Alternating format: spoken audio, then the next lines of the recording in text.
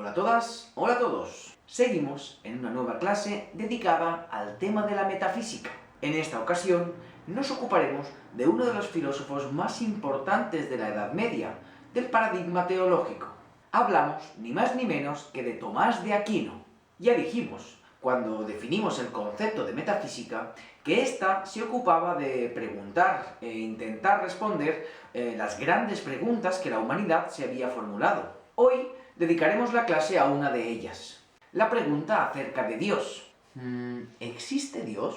Sin duda, esta es una pregunta que ha interesado mucho a la humanidad desde hace muchísimo tiempo. Pero, de nuevo, podemos formularla atendiendo a la distinción entre apariencia y realidad que caracterizaban a la metafísica. Es decir, podemos reformularla de la siguiente manera. ¿Cómo sé que Dios no es algo que está solo en mi creencia, en mi pensamiento? ¿Existe alguna manera de saber que es real, que está ahí fuera, que tiene algún tipo de relación con la realidad? Tomás de Aquino, filósofo cristiano del siglo XIII, no solo creía que Dios existe, sino que además su existencia puede ser demostrada. ¿Cómo? Pues veámoslo. Hablemos de la metafísica en Tomás de Aquino. ¿Estáis listas? ¿Estáis listos? Pues vamos allá. Como siempre, esto es Filosofía en la Cuarentena.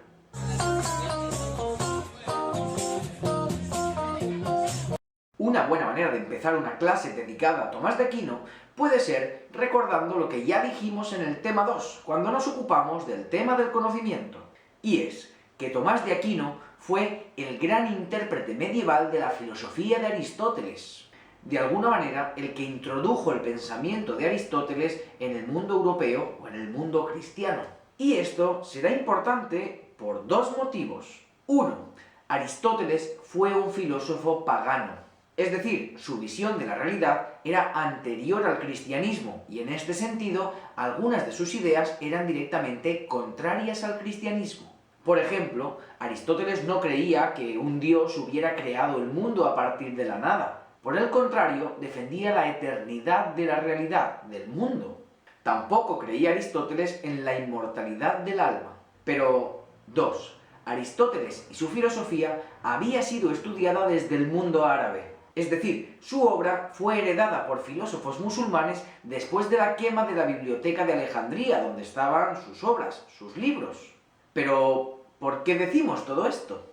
Pues porque cuando Tomás de Aquino defienda la filosofía de Aristóteles para apoyar algunas de las ideas cristianas, las autoridades del cristianismo no se lo tomarían precisamente bien. Pero entonces, ¿qué es lo que vio Santo Tomás en el pensamiento de Aristóteles? ¿Qué decía aquel filósofo que pudiera llegar a ser tan polémico?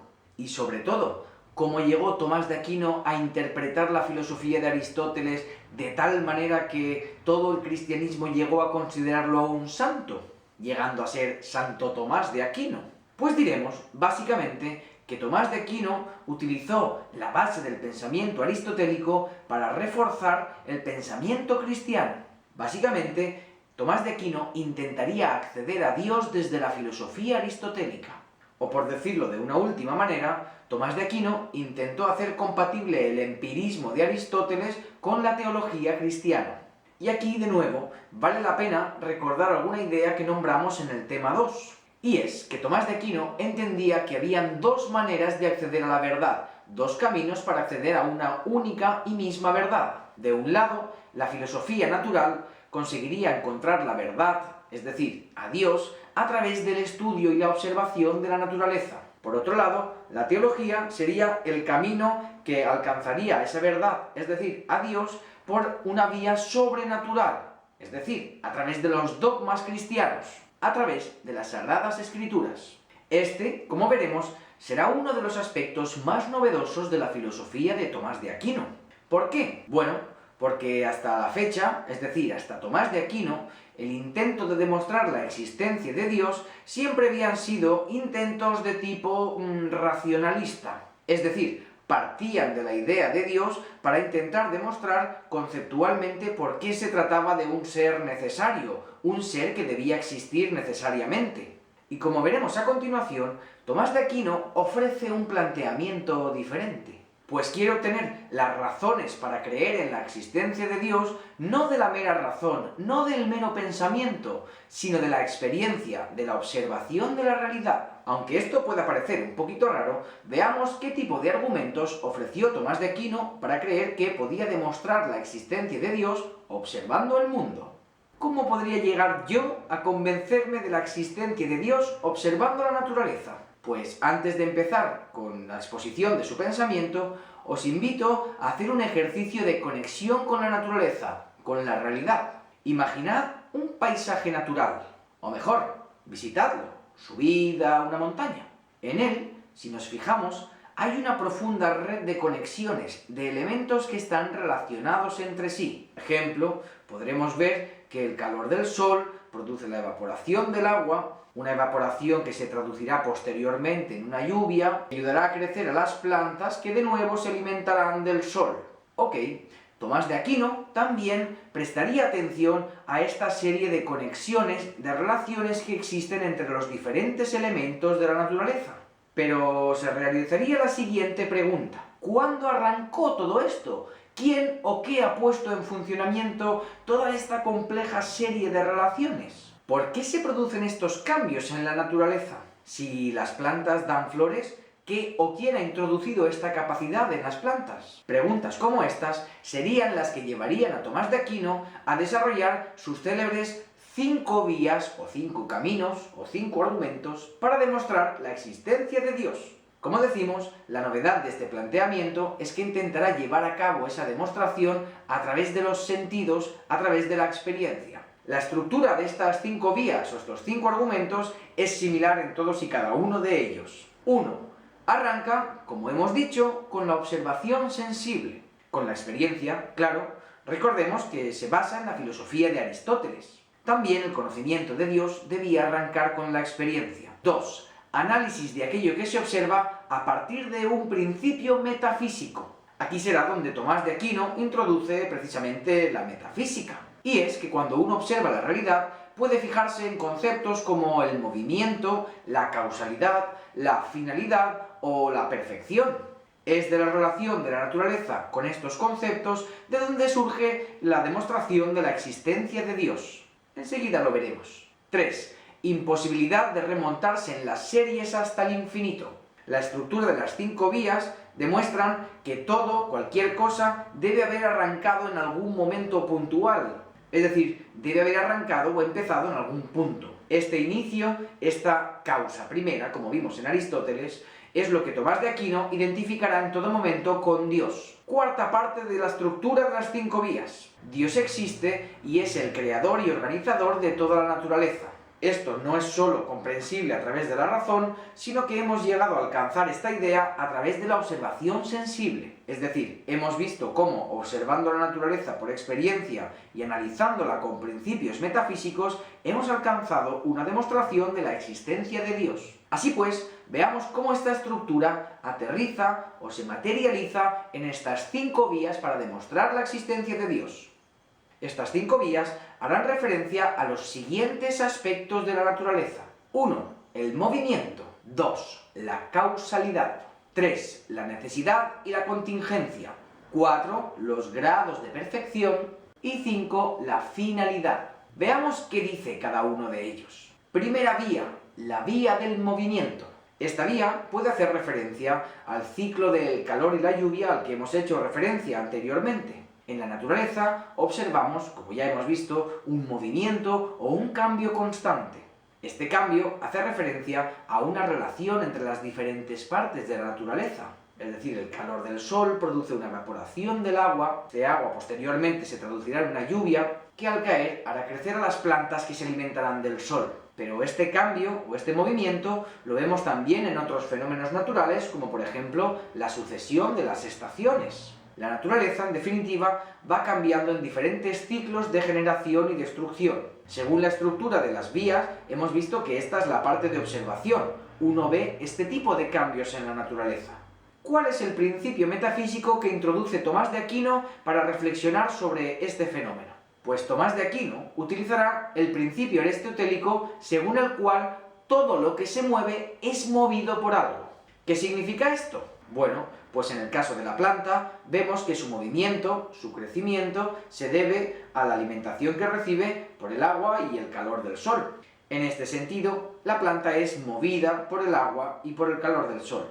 Pero claro, ¿qué es lo que mueve al agua y al sol? En principio no hay nada que esté provocando su movimiento, ¿no? Bueno, sí, ya sabemos porque estudiamos el giro copernicano que si el Sol se mueve es en realidad porque somos nosotros, la Tierra, la que estamos en constante movimiento.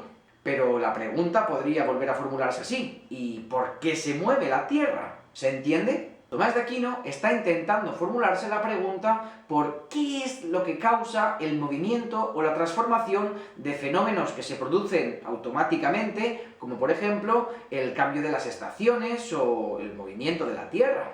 Tomás de Aquino, como Aristóteles, entiende que la realidad no puede moverse por sí misma.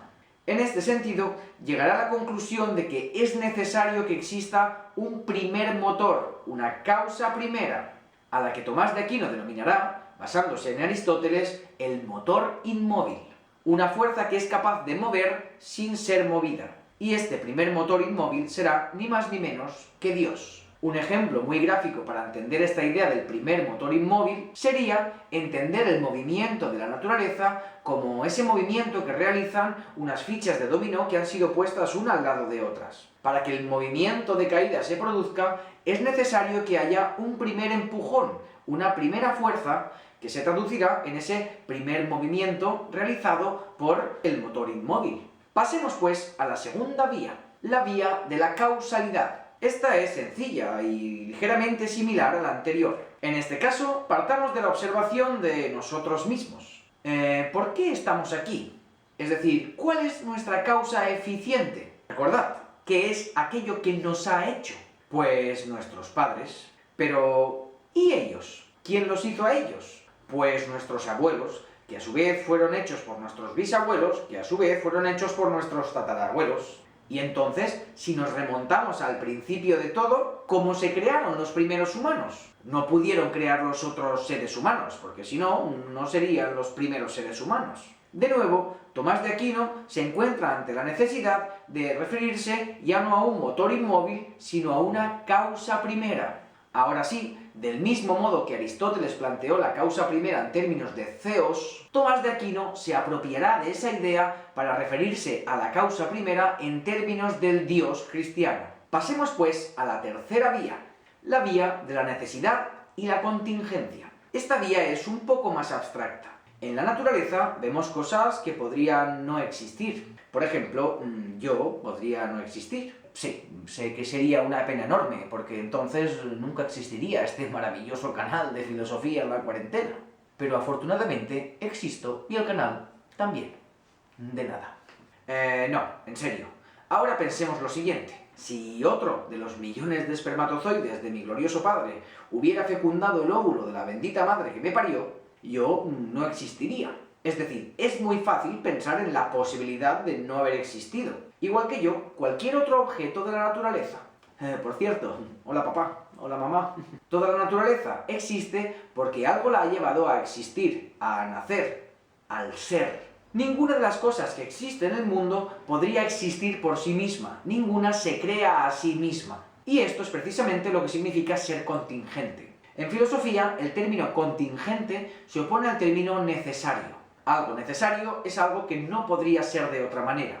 Algo contingente es algo que sí podría ser de otra manera. En este caso, directamente, que podría no ser. Entonces, siguiendo este planteamiento de una naturaleza contingente, debemos aceptar la posibilidad de que la naturaleza perfectamente podría no existir. Y sin embargo, vemos que existen, que hay muchas cosas. ¿Por qué? Pues de nuevo, siguiendo el esquema de las vías anteriores, Tomás de Aquino entiende que si la naturaleza existe es porque un ser necesario llevó a toda la naturaleza que podría no existir a la existencia. Ese ser necesario, de nuevo, no es ni más ni menos que Dios. Y con ello pasamos a la cuarta vía, la vía de los grados de perfección. En la naturaleza vemos que existen objetos muy diferentes. Existen objetos más pequeños, más grandes, más bonitos, más feos, más redondos o más cuadrados. Pero, ¿de dónde obtenemos estos conceptos de grande, pequeño, redondo o cuadrado? Tomás de Aquino entiende que si podemos decir de algo que es más grande que otra cosa, o de algo que es más cuadrado que otra cosa, es porque debe existir algo así como un modelo de grandeza o un modelo de cuadrado. Este argumento, como veis, es de clara influencia platónica, pues hace referencia a la existencia de modelos eternos y perfectos que están separados de las cosas. ¿Recordáis? Platón señalaba hacia arriba, que es donde el cristianismo siempre ha asociado a Dios. Estos modelos de grandeza, de cuadrado o de belleza son perfectos, eternos, inmateriales y no se encuentran en las cosas. Precisamente, Tomás de Aquino dirá que es Dios quien otorga a los objetos diferentes grados de estas cualidades. Y Él las da, puesto que precisamente es el Ser Supremo que las reúne todas. En resumen, si en la naturaleza existen diferentes grados de perfección, es porque tenemos una idea de lo perfecto. Esa idea sería el criterio con el que podemos distinguir aquello que es más perfecto de aquello que lo es menos. Y esa perfección absoluta que utilizamos como modelo no es ni más ni menos que Dios. Así pues, pasemos a la última de las vías, a la vía de la finalidad. Si yo te preguntara para qué estás estudiando, pues con mucha suerte me dirías que para aprender, o con menos suerte me dirías que para aprobar y obtener el bachillerato. Sea como sea, estarás de acuerdo conmigo en que estudias con una finalidad, persigues un fin. Pero si preguntáramos al árbol para qué crece, ¿qué respuesta tendríamos? Pues probablemente ninguna. No creo que el árbol dijera nada. Y sin embargo, crece. ¿Qué es lo que lo hace crecer? No puede haberlo elegido por sí mismo. Debe existir algo que ponga en la naturaleza, en las cosas que no tienen voluntad, una finalidad. Si el árbol crece y da frutos, no es por voluntad propia, sino porque algo debe haber introducido esa finalidad en él. Así pues, Tomás de Aquino, al igual que Aristóteles, entendía que toda la realidad tendía hacia una finalidad. De algún modo, Tomás de Aquino está adaptando la teoría ilemórfica de Aristóteles para adaptarla a la teología cristiana. En fin, estas son las 5 vías que Tomás de Aquino utilizó para intentar demostrar la existencia de Dios. Como veis, la influencia de Aristóteles llevó a Tomás de Aquino a plantear la existencia de Dios en términos nuevos, intentando demostrar su existencia no desde el razonamiento abstracto o la fe, sino desde la experiencia, desde la observación de la realidad. De este modo, hemos podido ver qué respuesta se le dio en la Edad Media a una de las preguntas más grandes de la metafísica. ¿Existe Dios? En esta clase hemos visto cómo Tomás de Aquino respondía afirmativamente. ¿Y vosotros? ¿Y vosotras? ¿Estáis de acuerdo con este tipo de argumento? Con esta pregunta os dejo. Hasta aquí la clase de hoy, que hemos dedicado a analizar la metafísica en Tomás de Aquino. Como siempre, espero que el vídeo os haya resultado útil, gracias por estar ahí y nos vemos en la próxima clase. Chao.